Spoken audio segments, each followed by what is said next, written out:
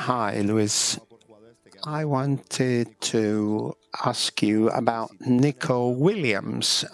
Is he okay? Has he got any problems to play in this team?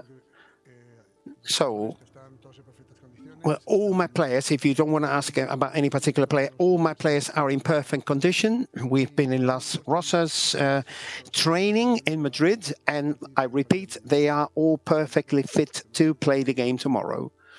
So if you want to ask him about Nico's just perfect. I thought you wanted to, you looked a bit vengeful about the Conference League, etc.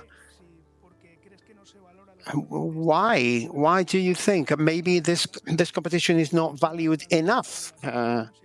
Maybe you don't value your job here, not the Conference League and the League of Nations.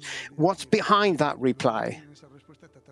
Well, the only thing that I wanted to say is I like to be fair with a certain reality, and that reality is it's a very prestigious competition. It's very difficult to go through. You have to play 10 games in order to be champion against, among the competitors are the 16 best teams in Europe. So that's a reality. Right? If somebody hasn't realized of how important it is or how difficult this tournament is, well, it's okay to remind them, right? But that's all there is to it. Hi, Coach.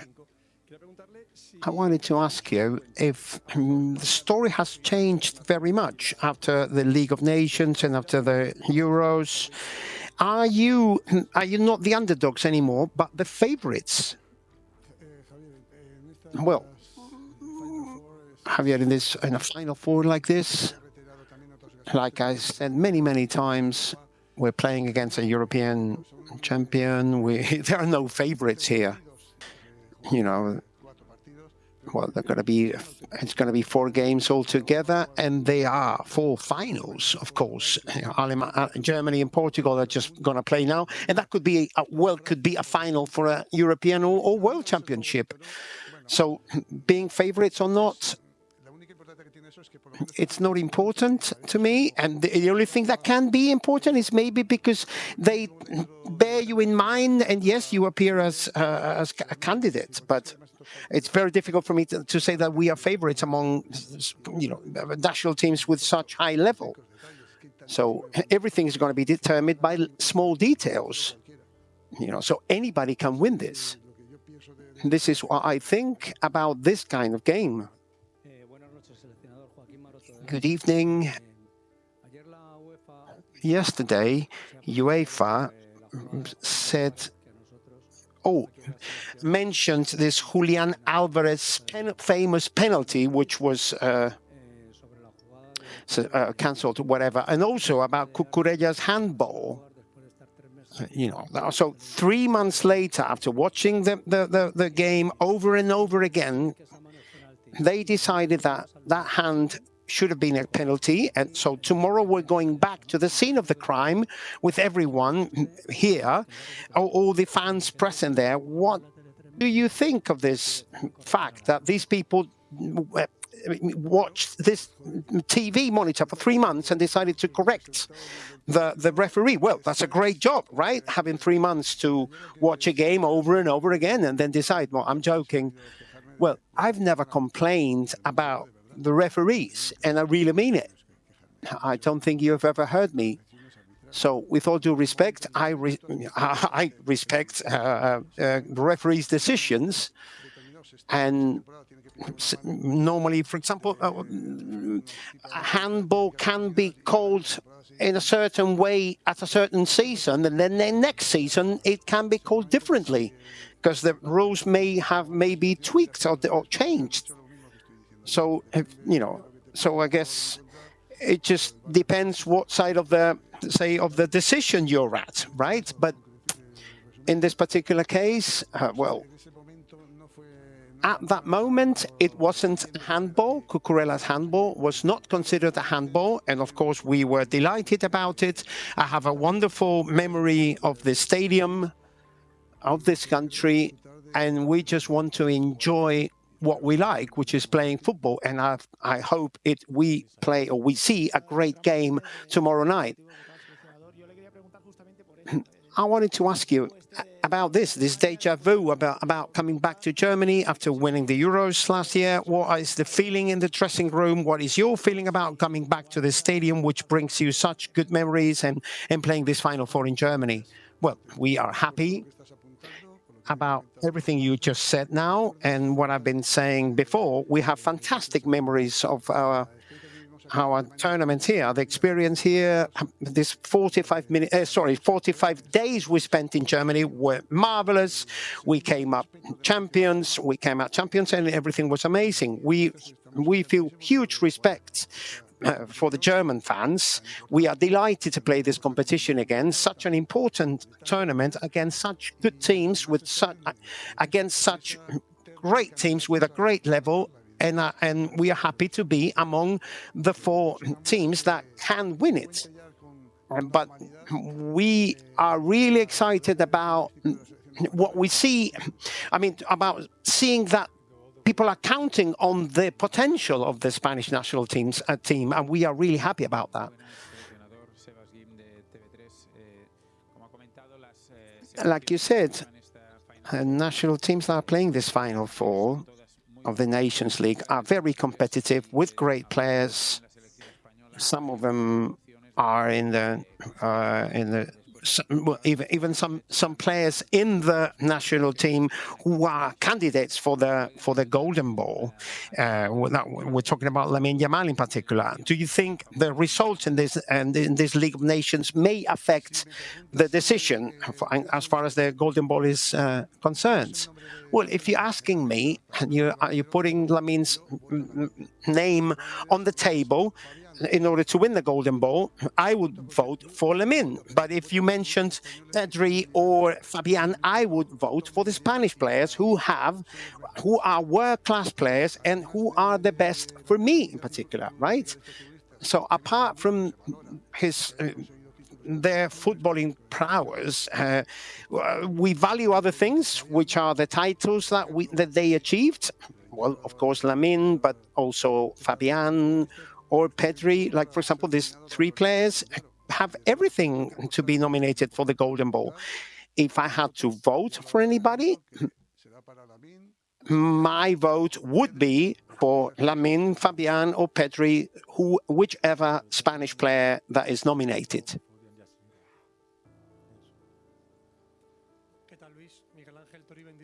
Hi, Luis. Following up on Lamine Yamal, he keeps bringing the sporting focus onto him, right? Deschamps was questioned about him, etc. Do you think do you still have these precautions in order to try to control everything around him, so that you kind of nurture the player? Are you a little bit scared that he may not reach or fulfill his promise as a player? Well, Lamine's trajectory that I think in the future is going to be great, but it is our responsibility, our coaches and as educators, being so young, of taking care of all the little details that are even more important than footballing quality. That's our responsibility. But of course, I'm not even in love with Lamine's football, but I think he's going to have a fantastic future in football. And if he keeps progressing like this, I think he's going to be a football legend, one of 4 or 5 players that are historic, right? So he's a kid. Well, he's a man, despite his age. He's very mature. He has a superior intelligence. He's a great professional, a great person, very responsible, like I said. And well, if it doesn't pick up a big injury, and I hope he will never do, I think he's going places. And it's our responsibility to support him so that he can reach his goals. In order to give a golden ball, what do you prioritize? We have, of course, different opinions, different criteria. The more goals, the more assists, the more titles, the more spectacular or beautiful to watch. So, in order to give a player a golden ball, what is the main criteria for you? Well, when I talk about a good player, I like a player. I value to be a good overall footballer. Johan Cruyff, Maradona. I don't know. I could look even back, and mention Pelé, or what we could say Messi. I don't know. All those footballers who are just by saying their names, everybody here probably thought, oh, they were great. So the first thing for me is the quality of the footballer, right? So apart from that, you have to sort of reinforce all that with titles, etc. But for me, the priority is to be a special footballer, a great footballer, a footballer that can be a legend, that can create a legend, and who will leave a mark in football, in world football. That's how it is for me. So can you hear me now? So we've got 3 defenders missing from the French defense, Saliba, Koundé and Upamecano, and I imagine you know them. Do you think that the French team is weakened because they're missing 3 defenders? Well, I don't think so, because they have a roster of players that are spectacular. They don't only have 3 or 4 defenders. They have enough players to play 3 or 4 national teams. I know Deschamps, and I, of course, I know Deschamps has a few injuries, but we do have them as well. But we are able to select other very good players as well. So I don't think anyone has the right to miss any player, because I think both of us have the ability to select other great players who deserve to be here and to have a chance with the national team. I wanted to ask you, apart from the fact that we may have the best players, the best squad, whatever, because we proved so at the Euros, I wanted to ask you if you know that Tchouaméni did not train with the rest of the group. Being a footballer that is already in the squad, do you think that tomorrow he may not be in the first 11, and maybe France would lose a very important piece in terms of solidity in midfield? Well, like I said before, this is why we are a national team. We have 25, 26 players so that we can substitute any player. So I don't think it's a good moment to miss the players that are not here, but to reinforce the players that actually are.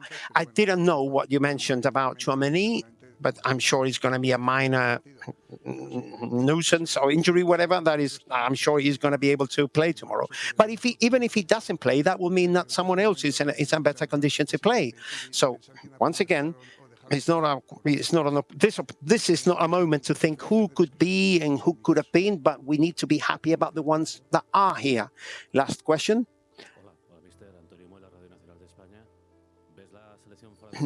Do you see, you check you look at the French national team and you see Mbappe, Dembele, Doué, etc., Barcola, Kolo Muani, Olise.